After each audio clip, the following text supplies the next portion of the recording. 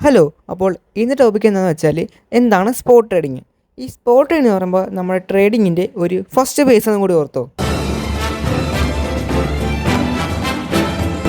ഞാനൊരു എക്സാമ്പിൾ ഒരു ഇത് പറഞ്ഞുതരാം. ഇപ്പം ഞാനൊരു കാർ മേടിച്ചെന്ന് ഓർത്തോ. ഈ കാറിന് 500 രൂപയെന്ന് ഓർത്തോ. ഒരു 2-3 ആഴ്ച കഴിഞ്ഞ് ഈ കാറ് ഞാൻ 700 രൂപയ്ക്ക് വിറ്റ്. അപ്പോൾ എനിക്ക് എത്ര കിട്ടിയ പ്രോഫിറ്റ്? 200 പ്രോഫിറ്റ് കിട്ടില്ലേ. ഈ സെയിം സംഭവമാണ് നമ്മൾ ഈ നമ്മുടെ സ്പോട്ട് ട്രേഡിങ്ങിൽ ഉപയോഗിക്കുന്നത്. അതായത് ഞാനൊരു എക്സാമ്പിൾ പറഞ്ഞുതരാം. ഇപ്പോൾ നിങ്ങൾ സ്ക്രീനിൽ നോക്കിയോ, BTCയുടെ കാറിൻ്റെ പ്രൈസ് 91,000 ആണ്.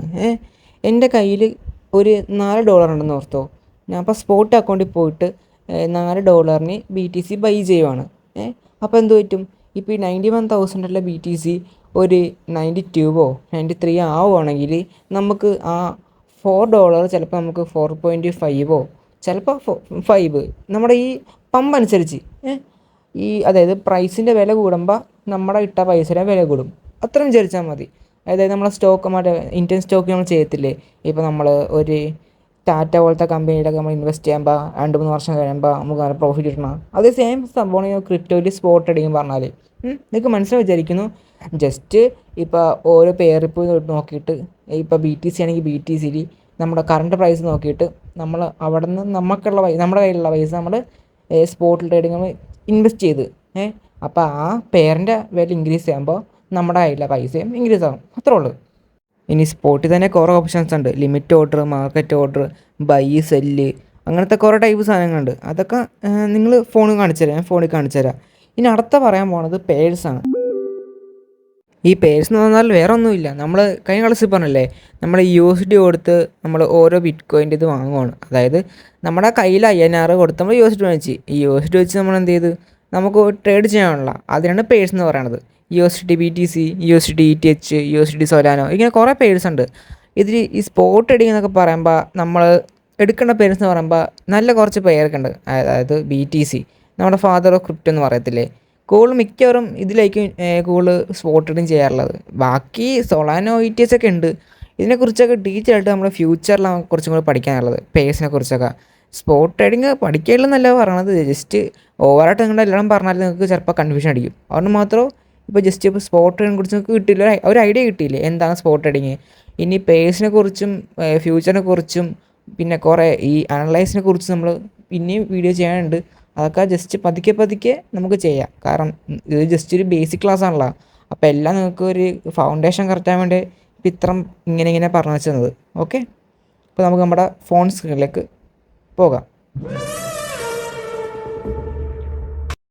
ഇത് നമ്മുടെ ഹോമിലേക്ക് പോവുക. അതായത് ഹോമിൽ പോയിട്ട് എന്ത് ചെയ്യണം? ഇനി വാലറ്റ് എടുക്കുക. വാലറ്റ് എടുത്തിട്ട് എന്താ നമ്മുടെ പൈസ ഏതിലാണ് കിടക്കണം നോക്കണം. സ്പോട്ടിലാണോ, ഡെക്സിലാണോ, ഫ്യൂച്ചറിലാണ്. ഇപ്പോൾ എൻ്റെ സ്പോട്ടിൽ കിടക്കണം നിങ്ങൾ നോക്കുക.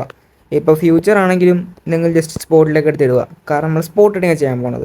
ഇനി അടുത്ത സ്റ്റെപ്പ് എന്ന് പറയുമ്പോൾ ജസ്റ്റ് നടക്കണ്ട ട്രേഡ് അവിടെ നോക്കിയിട്ട് ജസ്റ്റ് ഇതൊക്കെ നമ്മുടെ ഇൻ്റർഫേസ്. ഇവിടെ ബൈയും സെല്ലും ഉണ്ട്. നമ്മൾ ബൈ ഇടുന്നത് പറഞ്ഞുതരാം. ഇപ്പോൾ ഇവിടെ ഇതാണ് ഈ ഫസ്റ്റ് എടുക്കണ്ട. ഇതാണ് പെയർ. ഇവിടെ നിൽക്കുമ്പോൾ നമുക്ക് പെയർ സെലക്ട് ആക്കാൻ പറ്റും. ഇപ്പോൾ കുറേ പേരുണ്ട്. കാരണം USD എന്ന് പറഞ്ഞാൽ നമ്മുടെ സ്റ്റേബിൾ കോയിൻ. ഇത് വെച്ചേക്കും നമ്മൾ ട്രേഡ് ചെയ്യാൻ പോകുന്നത്. കുറേ സംഭവമുണ്ട്. USD 1 ഉണ്ട്. നോക്കണ്ട, നമുക്ക് നമ്മുടെ USD മാത്രം നോക്കിയാൽ മതി. അപ്പോൾ ഇവിടെ കുറേ പേഴ്സ് ഉണ്ട്. നമ്മൾ സെലക്ട് ആക്കാൻ പോകുന്നത് ഇവിടെ BTC ആണ്. ഞാൻ പറഞ്ഞ പോലെ ദ ഫാദർ ഓഫ് ക്രിപ്റ്റോ. പിന്നെ പേർ കഴിഞ്ഞിട്ട് താഴത്തുള്ള ബൈയും ഉണ്ട്, സെല്ലും ഉണ്ട്. ഈ ബൈ എന്ന് പറയുമ്പോൾ പറഞ്ഞുതരാം.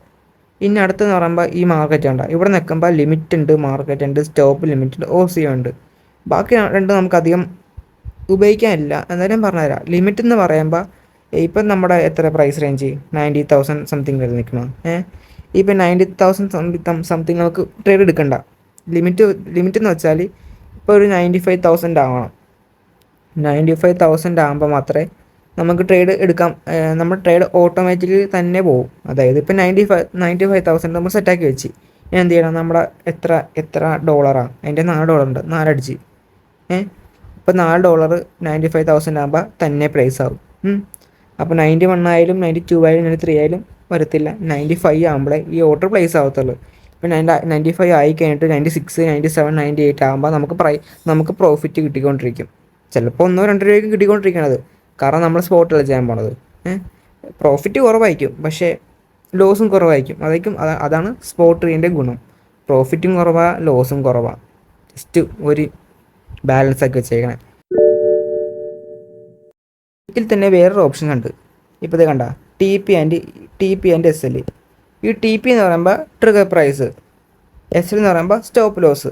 അതായത് ഇപ്പം 95,000 ആകുമ്പോഴാണ് നമ്മുടെ ഓർഡർ എക്സിക്യൂട്ട് ആവണത്.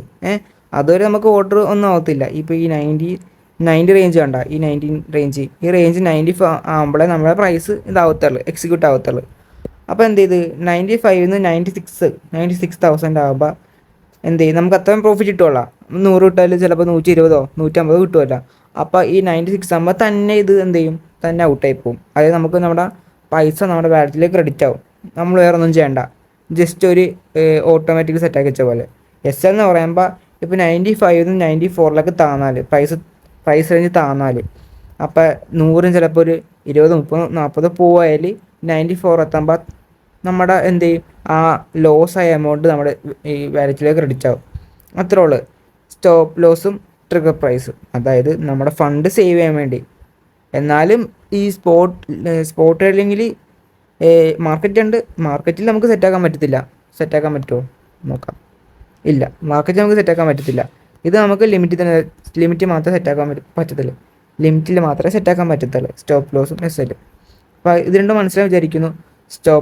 ട്രിഗർ പ്രൈസ് എന്ന് പറയുമ്പോൾ ഇപ്പം 95 96 ആകുമ്പോൾ, അല്ലെങ്കിൽ 96 പോട്ടെ, നിങ്ങൾക്ക് എത്ര സെറ്റാക്കാം, 1 lakh സെറ്റാക്കാം. 1 lakh സെറ്റാക്കാം. എത്ര നമുക്ക് ട്രിഗർ പ്രൈസ് സെറ്റാക്കാം. ഈ ഒരു റേഞ്ച് വരെ മാത്രമേ, അതായത് ഈ പ്രൈസ് ഇത്ര റേഞ്ച് എത്തുമ്പോൾ നമ്മുടെ പ്രോഫിറ്റ് തന്നെ നമുക്ക് നമ്മുടെ വാലറ്റിലേക്ക് ക്രെഡിറ്റ് ആവും. എസ് എന്ന് പറയുമ്പോൾ ഈ 95 റേഞ്ചിൽ നിന്ന് താന്നാൽ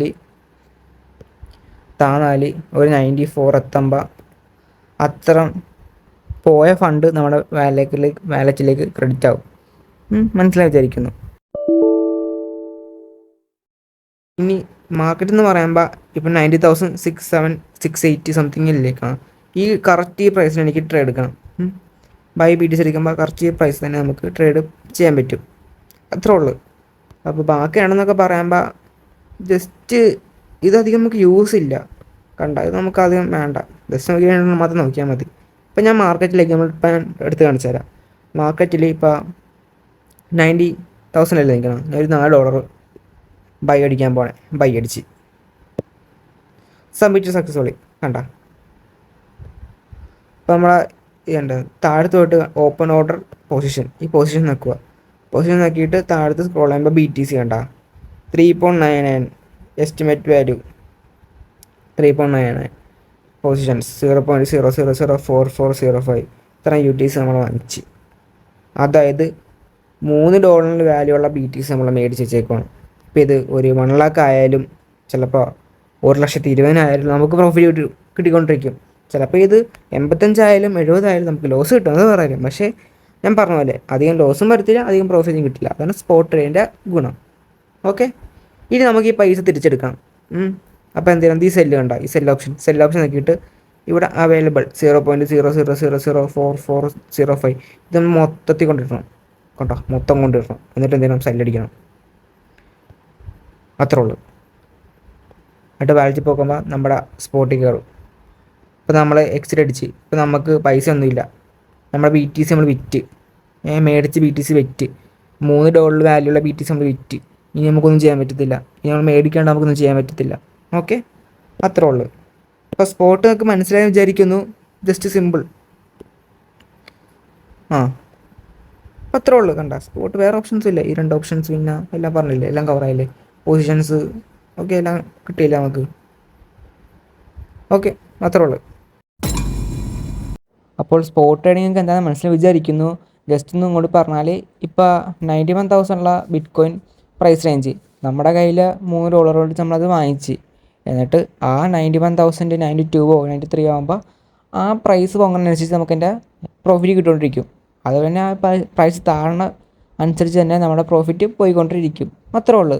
പിന്നെ അതിൽ തന്നെ കുറേ ഓപ്ഷൻസ് ഉണ്ട്, മാർക്കറ്റും ലിമിറ്റും. ലിമിറ്റ് പറയുമ്പോൾ നമുക്കിപ്പോൾ 91 92 93 95 ആകുമ്പോൾ നമുക്ക് ട്രേഡ് ചെയ്യണം.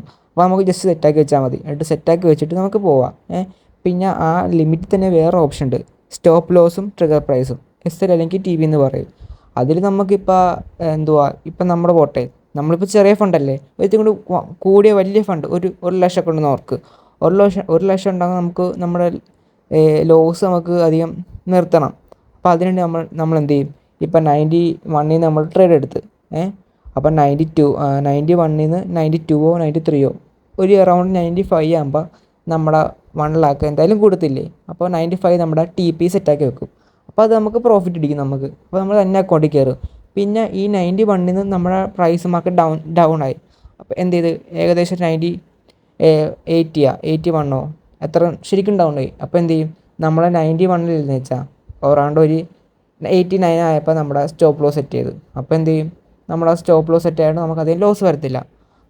ഇത്രേ ഉള്ളൂ SL TP എന്ന് പറയുമ്പോൾ. അപ്പോൾ ഇന്നത്തെ ടോപ്പിക്ക് ഇത്രേ ഉള്ളൂ. അപ്പോൾ ഇനി അടുത്ത ക്ലാസ്സിൽ നമുക്ക് ബാക്കി കാര്യങ്ങളൊക്കെ പഠിക്കാം. ഫണ്ടമെൻ്റലൈസ്, ടെക്നിക്കൽ, അങ്ങനത്തെ കാര്യങ്ങളൊക്കെ നോക്കാം. അപ്പോൾ ഓക്കെ, ബൈ ബൈ.